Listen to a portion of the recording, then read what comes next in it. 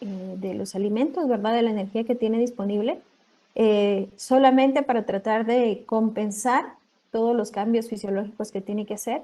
Y también porque el estrés es una respuesta fisiológica, ¿verdad? Sí se puede ver a nivel del cuerpo cómo se manifiesta el estrés. Y entonces empezamos a hablar un poquito de eso.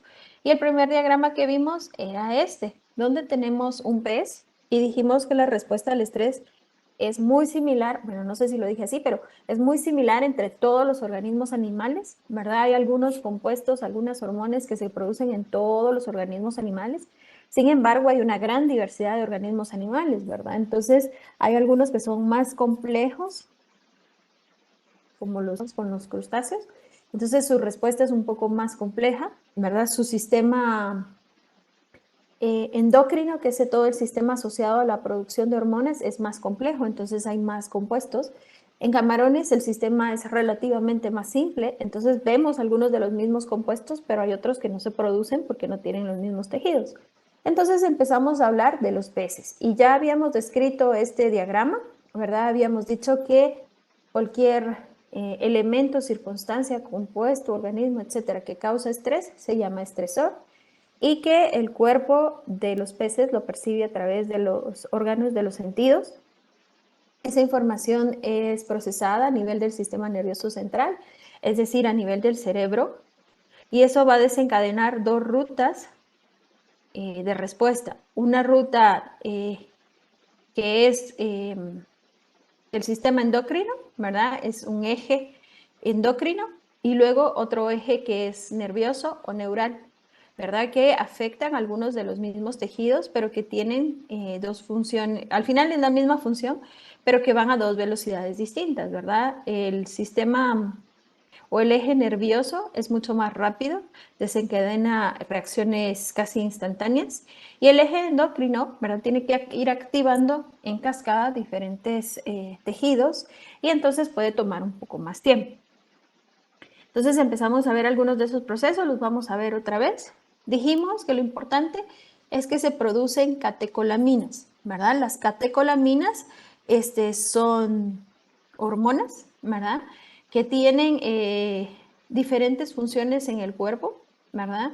Y están relacionadas con la respuesta inmunológica, con el balance hidromineral, con el metabolismo energético, porque estas funciones fisiológicas tienen que proveer al organismo de los insumos que requiere para sobrevivir, de la energía, ¿verdad? Tiene que hacer que ese organismo de forma rápida sobreviva. Esa es la función inicial. Entonces esa es, digamos, más o menos la respuesta primaria. Pero como resultado final de esa respuesta, tenemos que hay una gran cantidad de hormonas y de péptidos que están en circulación, ¿verdad? Que están circulando en la sangre del pez, que están afectando a los tejidos, y eso no puede quedarse allí, ¿verdad? El proceso tiene que continuar, y si el estresor se mantiene o si el estresor no se mantiene, entonces la respuesta empieza a variar. Entonces aquí nos quedamos, ¿verdad? Entonces hay tres tipos de respuesta al estrés. Y se llaman así: primaria, secundaria y terciaria. En esa respuesta primaria, ¿verdad? Por efecto de los estresores, se activa la parte nerviosa asociada con la respuesta y también las células adenohipofisiarias, ¿verdad? Que están en la hipófisis o tálamo. Del hipotálamo tiene dos regiones, básicamente. Hay una que es una región adrenal. Esa es la que está relacionada con la secreción de péptidos y hormonas asociadas al estrés. Y esa es la región que se activa. Ambos ejes van a desencadenar la liberación de catecolaminas, que ya habíamos hablado, que eran la adrenalina, la noradrenalina, o la epinefrina y norepinefrina, ¿verdad?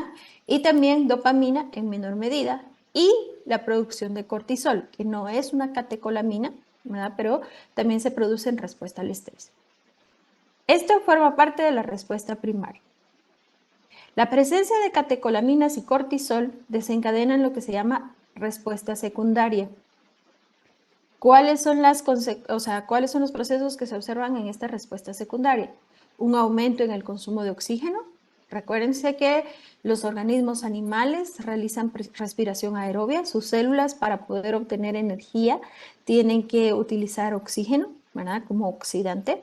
Tienen que oxidar compuestos orgánicos. Tiene que aumentar la circulación para el transporte de esos materiales que se necesitan. Entonces aumenta la frecuencia cardíaca, ¿verdad? Hay una vasodilatación, ¿verdad? Para que la circulación sea más rápida. Aumenta la concentración de glucosa en circulación, eso es lo que se llama hiperglucemia, porque las células están trabajando muchísimo, todos los tejidos están trabajando, entonces necesitan mucha energía. Entonces hay una liberación rápida de glucosa en circulación para que esto se utilice en todas las células. Y como consecuencia también van a haber perturbaciones en la capacidad de osmorregulación, que es lo que habíamos dicho que era el balance hidromineral. ¿Por qué? Porque las estructuras asociadas a la osmorregulación, los riñones, las branquias, si ese es el caso, la piel, como hay mucha mayor circulación, su capacidad de regular ese movimiento está alterada. Además, como se necesita que ingresen muchos materiales a la célula y que salgan materiales de la célula, materiales me refiero a gases respiratorios, glucosa, aminoácidos, ácidos grasos, etc.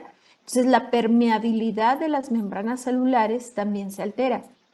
¿Verdad? Recuérdense que las membranas celulares tienen una capacidad de permeabilidad selectiva y son bastante selectivas en lo que entra y lo que sale y a qué velocidades. Pero como se necesita que todos esos procesos sean más rápido, entonces durante la respuesta secundaria, esa capacidad de permeabilidad selectiva por la presencia de las catecolaminas se altera, ¿verdad? Y eso es un mecanismo de que sea más rápido el movimiento de materiales y que las células no sufran tanto estrés inmediatamente. Pero eso propicia que esa capacidad selectiva de permeabilidad pueda perderse y podrían ingresar o salir más materiales de los que se requieren, ¿verdad? O incluso agentes extraños. ¿Qué es lo que sucede, por ejemplo, a nivel del intestino? Como hay una menor selectividad, partículas virales o incluso bacterias podrían penetrar esa barrera que está formada por la unión entre células. Y como consecuencia de todos estos cambios, ¿verdad? De todo este acelerón que se da al metabolismo, llegamos a la respuesta terciaria, donde ya lo vemos en procesos fisiológicos más complejos y a más largo plazo, como por ejemplo el crecimiento, la reproducción, el funcionamiento del sistema inmunológico y también la tolerancia a nuevo estrés, ¿verdad? A un factor estresante nuevo, que puede ser el mismo, digamos, si hubo un bajón de oxígeno, si hay otro bajón de oxígeno, el siguiente día o a los 2 días, o podría ser un estrés diferente. En términos generales, todas estas funciones fisiológicas son menos eficientes y se van deteriorando, es decir, los organismos crecen menos, disminuye su capacidad reproductiva, que puede ser, si lo medimos como fertilidad o como fecundidad, ¿verdad? Ambas pueden disminuir. La capacidad inmunológica disminuye y también su tolerancia a nuevo estrés. Todas esas disminuyen. ¿Por qué? Es lo que vamos a ver ahora. Entonces dijimos, acá está el estresor, se procesa a nivel del cerebro y hay dos rutas. Una ruta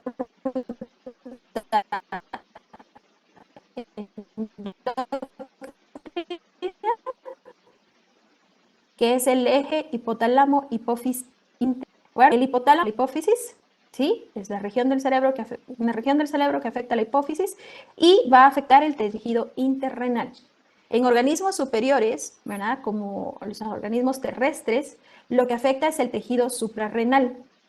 Se llama suprarrenal porque está sobre los riñones, ¿verdad? Son glándulas suprarrenales y se encuentran allí. En los peces no tenemos tejido suprarrenal, no hay una glándula que esté sobre los riñones, sino lo que tenemos es tejido renal, adrenal, es decir, tejido asociado a glándulas, que está dentro del riñón, en la parte anterior del riñón. Por eso se llama tejido interrenal. Entonces, este es un eje y este es el otro eje. Este es el eje cerebro simpático cromafín, ¿verdad? Que es el eje BSC en inglés. Entonces, lo que vemos aquí claramente son neuronas. ¿verdad? Entonces, lo que afecta es el sistema simpático, el nervio simpático, y el tejido cromafínico, ¿de acuerdo? Las células cromafínicas del riñón que están en la región anterior del riñón. Entonces, por eso es que uno de los principales tejidos que vemos afectado cuando un pez está estresado es el riñón, principalmente el riñón anterior. ¿Okay? Bueno. Entonces, aquí en este eje lo que se producen son péptidos, principalmente. No se producen hormonas, porque no es tejido con esa capacidad, sino es tejido nervioso. Entonces, lo que produce son neuropéptidos. Y aquí sí son hormonas verdaderas, ¿verdad? Eso es lo que se produce. Vamos a ver qué hormonas y qué compuestos son los que se producen. Tenemos aquí principalmente el CRH. El CRH es la hormona liberadora de la adrenocorticotropa. ¿Qué significa eso? Cualquier hormona que sea tropa aumenta, ¿de acuerdo? Y si es adreno, entonces afecta a las células adrenales que están en el tejido interrenal. Esa es la función. Dentro de esa tenemos varias, ¿verdad? Que están aquí, que son la hormona liberadora de la corticoropina, la hormona liberadora de la tiroipina, que esta es la que afecta el tejido de la tiroides. Recuérdense que la tiroides está relacionada con el metabolismo energético y el crecimiento. Y la hormona antidiurética, ¿de acuerdo? ¿Por qué son necesarias esas hormonas? Porque esas hormonas regulan la circulación. ¿Cuál es la función de la circulación en el estrés? Tenemos órganos o tejidos que tienen que reaccionar, ¿verdad? Que tienen que hacer alguna acción. Si el pez tiene que, por ejemplo, si tiene que escapar, si tiene que encontrar algo, si tiene que moverse o lo que sea. Entonces se necesita energía. La forma de llevar la energía a esos tejidos y de llevar nutrientes es a través de la circulación. Por eso necesitamos que esos tejidos se activen. También porque para que eso funcione necesitamos que el corazón se acelere. Entonces, por eso es que afecta al tejido circulatorio. Además, tenemos la hormona estimulante de los melanocitos y la producción de endorfinas, ¿verdad? Que tenemos aquí. Esto están a cargo de la hormona adrenocorticotropoide, que es de la que está acá. Esos van a afectar directamente las células interrenales en el riñón. ¿Por qué? Porque el riñón se encarga de la producción de células del sistema inmunológico en algunos casos y porque es el tejido que se encarga de la filtración, ¿verdad? Además, allí hay hormonas que regulan el metabolismo, no hay hormonas, se producen hormonas que regulan el metabolismo energético, por eso es. Entonces, esta es la respuesta inicial. Por este otro eje, ¿verdad? Tenemos la liberación de las catecolaminas, que ya habíamos descrito antes, que ya sabemos qué son. Y también tenemos hormonas que van a estimular la circulación periférica y el funcionamiento del aparato renal. ¿Preguntas hasta acá? Entonces, tenemos dos grandes ejes. Vamos a ver si lo siguiente que sale. ¿Dónde está? Después voy a regresar. Tenemos dos ejes, ¿verdad? Un eje nervioso y un eje endocrino, que están separados acá. El centro regulador de la respuesta es a nivel del hipotálamo, ¿verdad? El eje nervioso tiene una respuesta más rápida y el eje adrenal tiene una respuesta más lenta. En ambos casos, o sea, a través de ambos ejes se producen catecolaminas y cortisol como resultado final. La función de estos compuestos se resume en estos dos cuadros, ¿de acuerdo? ¿Cuál es el objetivo de esa respuesta? En principio, el animal está siendo amenazado por un agente estresor. Tiene que tener suficiente energía, tiene que tener suficientes nutrientes, tiene que tener la capacidad de reacción rápida. Entonces, eso debe afectar la función de los órganos de los sentidos que consumen mucho oxígeno y glucosa, tiene que afectar la capacidad motora de los músculos, que también consumen mucho oxígeno, tiene que afectar la capacidad de captación de oxígeno a nivel de las branquias, tiene que afectar también el sistema circulatorio en el corazón y el sistema venoso y arterial. Y eso es lo que vemos acá. Entonces, esta reacción, que ya la vimos anteriormente, ¿verdad? Cómo funciona este eje, va el hipotálamo, afecta directamente las fibras del sistema nervioso simpático, que van a liberar compuestos y hormonas que van a activar, no es afectar, a activar el riñón cefálico, específicamente en las células que se llaman cromafines. Se producen catecolaminas y estas van a disminuir la capacidad de balance hidromineral, es decir, la osmorregulación. Van a disminuir el glucógeno hepático, porque esta es la forma de energía que está almacenada en el hígado, se libera para producir glucosa. Aumenta la frecuencia cardíaca, la circulación en las branquias y mejora la capacidad de captación de oxígeno para que esa glucosa que está en circulación pueda ser oxidada como fuente energética, ¿verdad? Para obtener ATP. En este otro eje de respuesta, ¿verdad? El hipotálamo lo que libera son factores hipotalámicos, estos que están acá. Estos son péptidos, ¿verdad? Son compuestos peptídicos que lo que van a hacer es activar la adenohipófisis. Esta a su vez en respuesta va a producir otras hormonas y compuestos peptídicos que activan en la región anterior del riñón y las células interrenales. Finalmente ambos ejes van a activar el riñón anterior y en respuesta se produce cortisol. El cortisol, como este es un eje, no solo es más largo, digamos así, sino que toma más tiempo porque se tiene que producir el compuesto para que este tejido se active. Una vez activado, va a producir un segundo compuesto o más compuestos, como vemos aquí. Tiene que bajar por la circulación, llega hasta el riñón y en respuesta el riñón va a producir cortisol. Bueno, no el riñón como tal, sino las células interrenales producen cortisol.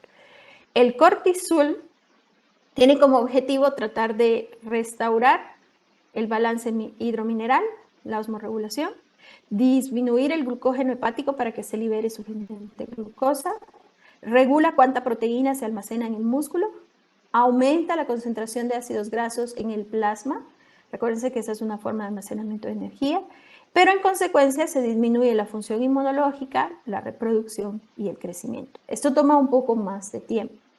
Si esto se mantiene a ese nivel, ¿verdad? Hay una alta circulación de catecolaminas, hay una alta concentración de cortisol en circulación, eventualmente eso empieza a dañar los tejidos, ¿verdad? Porque se quedan sin energía, se van desgastando. Eso es lo que se llama como estrés crónico, ¿verdad? Bueno, y estos son efectos lentos y duraderos. Estos efectos son rápidamente reversibles. ¿Sí? Pero esta región tiene efectos más lentos y duraderos. Toma más tiempo generar la respuesta, pero también sus efectos son más lentos. Y aquí esta lámina es solo para hacer la diferencia que ya yo expliqué de la glándula adrenal, que es distinta en organismos superiores. Se llama suprarrenal porque está sobre el riñón. En los peces se llama interrenal porque está con el riñón, ¿verdad? Algo importante de la capacidad de respuesta, y si nosotros nos damos cuenta en peces, aquí está el cerebro, aquí está la médula espinal y aquí está el riñón. Físicamente, ¿verdad? Están muy cercanos y la conexión que existe es muy eficiente, ¿verdad? Entonces, aquí que vemos, esto es un cerebro de un pez, se recuerdan que no todos los cerebros tienen la misma forma, pero básicamente, pero aquí en la región posterior es donde se encuentra en el hipotálamo y la hipófisis, que son los encargados de desencadenar la respuesta. Entonces, el que exista no solo una proximidad, sino una conexión física, eso acelera el proceso y por eso es importante. Cuando hablamos de estrés, existe una reacción fisiológica que se llama síndrome de adaptación general, que se caracteriza por la respuesta primaria y la respuesta, esto que está acá, se resume en la respuesta primaria y luego la respuesta secundaria y terciaria en esta fase de resistencia. Cuando se percibe el estresor, ¿verdad? el organismo a través de su sistema nervioso central lo reconoce, va a tener una respuesta inicial rápida, ¿verdad? Que podría ser, en este caso, ¿verdad? El estresor es un, ¿cómo se llama? Es un depredador. Entonces, los peces pueden optar por huir o por enfrentarse, digamos así, al depredador. Lo mismo podría suceder con un estresor, ¿verdad? Si la calidad del agua en un lugar no es apropiada, ¿verdad? Si la temperatura aumenta, el pez podría buscar otro lugar dentro de la columna de agua o dentro del estanque. Que eso es algo que está limitado en los estanques, ¿verdad? Porque nosotros propiciamos que los estanques sean homogéneos en su calidad del agua. Deberían de ser así, que toda sea buena, pero podría ser mala, ¿verdad? Y por eso cuando nosotros diseñamos estanques, queremos que no existan esquinas muertas, zonas del estanque donde se acumulen desechos, etcétera, porque en esos lugares serían zonas de estrés para los animales, ¿verdad? Pero si un organismo llega a esas zonas, o por ejemplo hay un vertido de algo y eso lo estresa, pues el pez podría buscar otro lugar para donde sea mejor la calidad del agua. O si, por ejemplo, el organismo percibe que tiene un parásito encima, podría tratar de eliminar ese parásito al frotarse, por ejemplo, con la superficie del estanque o contra otro pez o contra algo. Si un pez se siente mal, ¿verdad? Los peces no tienen fiebre, no aumenta su temperatura como respuesta inmunológica, pero sí podrían salir a la superficie o buscar áreas del estanque que son relativamente más cálidas y eso se llama fiebre conductual, ¿verdad? Entonces puede haber una fase inicial de alarma donde el organismo percibe el estresor y no es una respuesta consciente, ¿verdad? Pero fisiológicamente está adaptado para tener una respuesta inicial. Puede ser que con esa respuesta inicial se supere el estrés, ¿verdad? Si se supera el estrés, eventualmente todos estos compuestos que se liberaron, las catecolaminas, regresan a su nivel basal, es decir, al nivel en el que se encontraban antes del estresor. Se van a excretar los desechos por los riñones, las toxinas que se pudieron haber producido por el hígado, que tienen esas funciones, y el animal regresa a su condición inicial. ¿De acuerdo?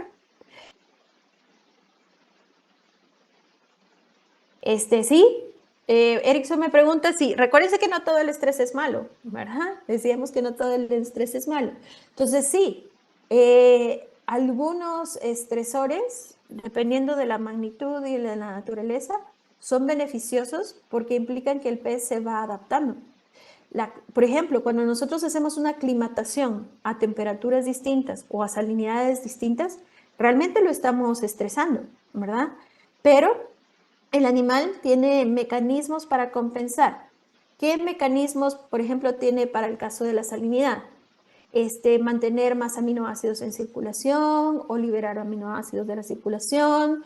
Si es un pez marino, beber más agua o producir más orina, aumentar la superficie de las branquias, producir más moco, producir menos moco, ¿verdad? Entonces sí, puede ser. Y de hecho, durante los procesos de migración, por ejemplo, hay otras cosas que suceden que vamos a ver, como la producción de algunos compuestos específicos para evitar daños en las células. Entonces, sí, puede el animal, ¿verdad?, adaptarse y compensar, que eso es lo que vemos acá.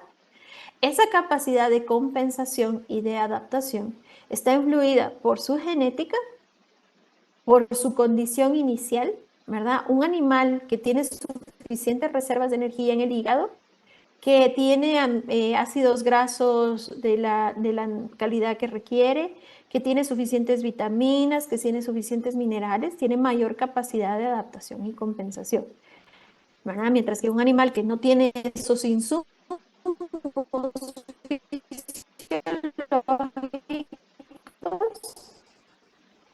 pues no lo va a poder hacer. Entonces, que el estresor se discontinúe, digamos que ya se pierda, que no continúe, y pues ya se supera el estrés. Otra posibilidad es que el animal se adapte, ¿verdad? Que pueda compensar esas diferencias, ¿verdad? Y se adapte. Pero también podría pasar, ¿verdad?, que el animal se agote fisiológicamente. Y eso podría causar la muerte.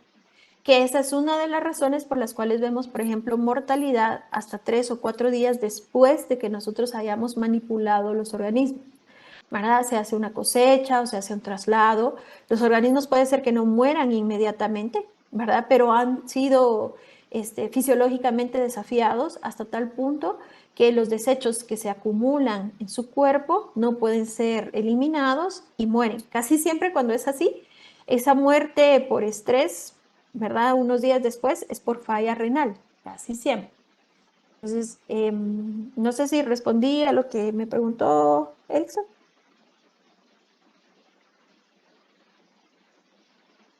¿Sí? Okay. Bueno, entonces veamos muy bien.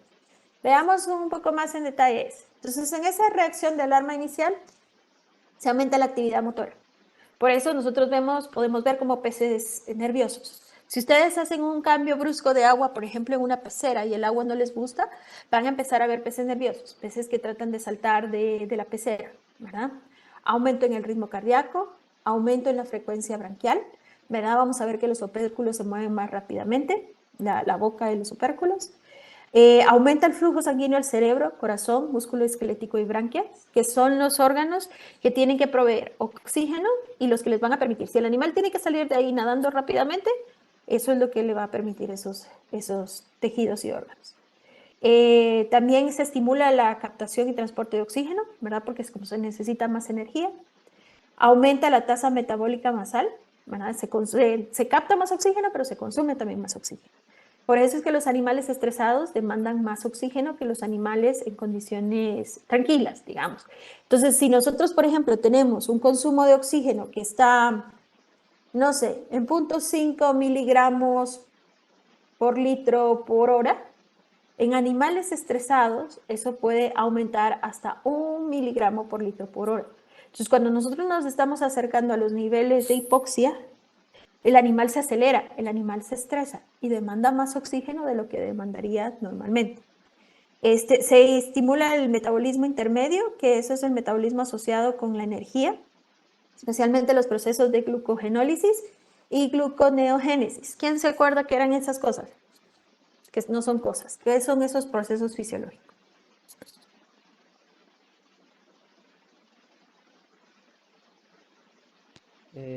La gluconeogénesis es la producción de glucosa, no estoy mal. Y la Ajá, glucogenólisis es como el proceso por así decirlo, destrucción del glucógeno. ok, pero para la gluconeogénesis, ¿cuál es la diferencia con la glucogénesis? Entre la glucogénesis y la gluconeogénesis hay una diferencia importante. ¿Cuál es?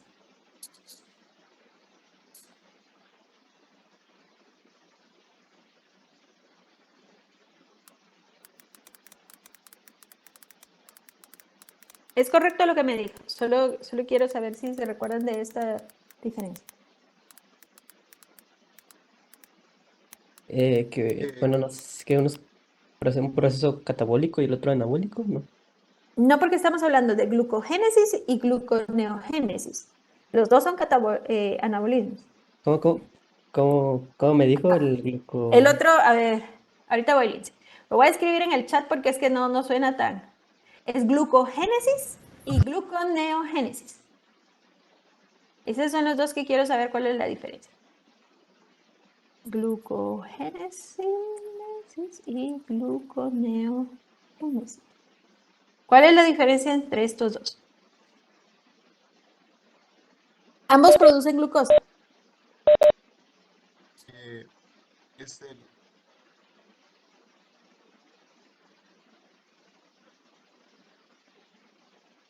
de glucógeno.